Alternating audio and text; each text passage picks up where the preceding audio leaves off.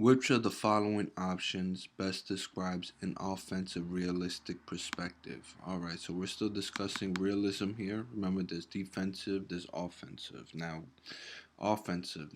From an offensive realistic perspective, warfare is used to build a nation's security within and across its borders.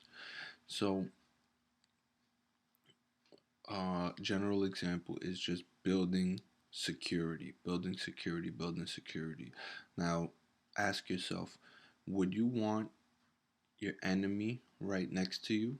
No, you would want an ally. All right. Here in the United States, we do have a geographical advantage. We have on the West Coast Pacific Ocean, and then on the East Coast we have the Atlantic Ocean. All right, so we're kind of set there on the East and the West. But what about the North and the South?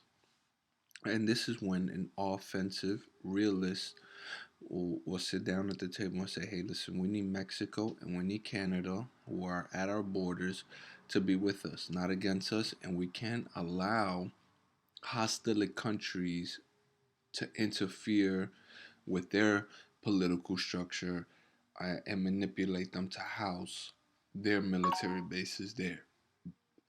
Because then they become a threat. All right.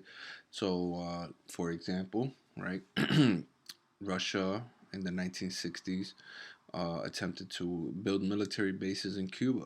You know, well, the United States did not allow that to happen because it doesn't want any enemies at its borders. All right, and this is how an offensive realist would think.